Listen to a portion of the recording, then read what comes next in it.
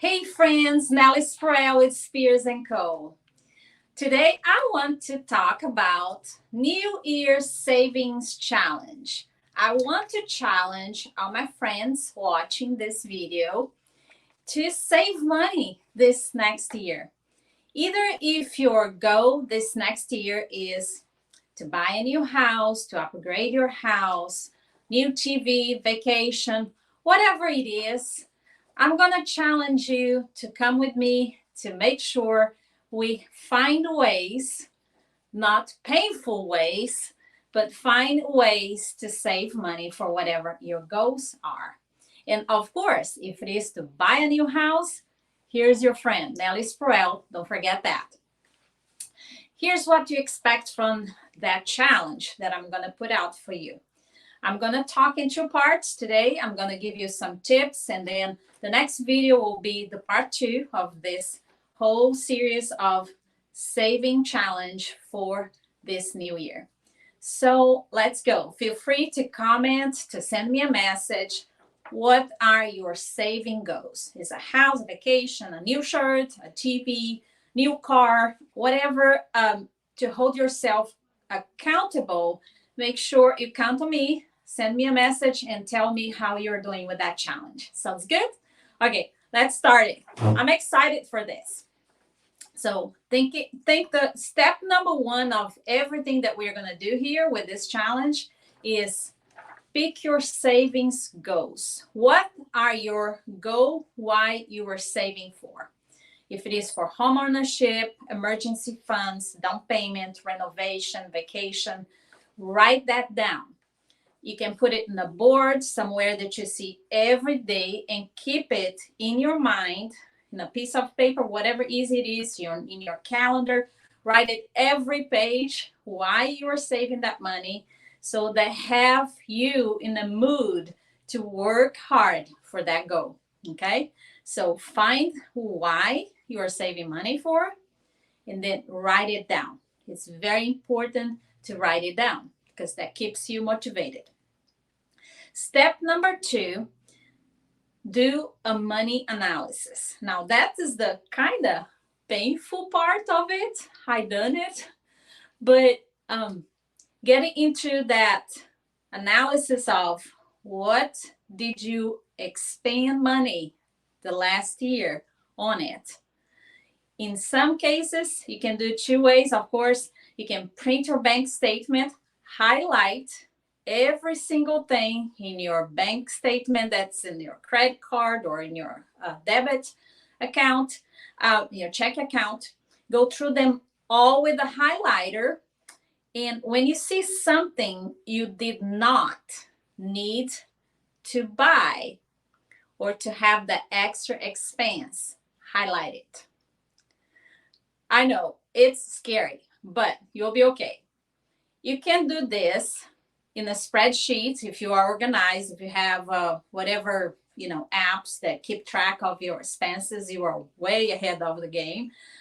Print that up and highlight everything that you spent this last year, even if you just do 1 month. Don't pick December because December is holiday time. Everybody spend more than they should, but a couple regular months or the whole year, and highlight what did you do in the last year, 2021, or even a year before, and think about the things that you did not have to spend money and was not necessarily planned to spend money with it.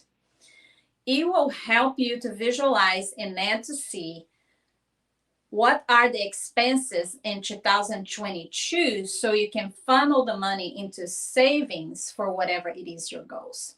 So once you know where you waste your money or you didn't have to have that expenses, it will help you to know where to save the money to the 2022 goal. Sounds good? And remember, the holidays, it's a little off, but if you do for the whole year, do that. Step number 3, check your credit scores. This is especially important if you're thinking about buying a house. Now, most of the banks, like my bank, they give me a free credit report once a year or every 6 months, something like that. So before you go pay to get that, you can get the free ones. Just be careful with the surfing on the websites, but call your bank and see if you can get a copy of that one credit report to check if your scores are good enough to get you approved for a house or a car in good interest rates. After learning your current credit score, you can plan to increase that number to get you better rates, or if you have to pay some debits, and if you have a lender, they will guide you to what things you should be paying or not. So keep that in mind. So step number 3, check your credit score. It's very important. So this way you know where you need to eliminate some of those expenses and some of the debt that you might have and need to clean it up to get you better scores. Also, if you know, I am endorsed by Dave Ramsey Solutions from the ELP program. And I do have free, the baby steps, Dave Ramsey baby steps that helped me. It helps so many families to be debt free. It's a feeling that is unbelievable, that when you live in your means and in your budget is such a good thing to have saved money to then buy things. So if you want a copy, message me. I'll be happy to send that to you, as well as some of the books that they provide. I have a couple copies that we can send it to you. How to know yourself, know your money, Everyday Millionaire, or Money Makeover. Some of those Ramsey Solution books, endorsed books, they're awesome to learn about the relationship with your money and be debt free. So if you want any help with that, please contact us. We'll be happy to help you, to send you a copy, or even just the baby steps that help, so helpful when you are trying to save money and achieving your goals for this year. So if you like to be accountable for your expenses in 2022, here are the 3 things that we just talked about.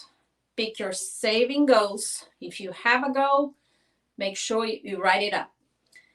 Analyze your expenses. Make sure where you are wasting your money, where you are taking your money in things that you don't need for this next year.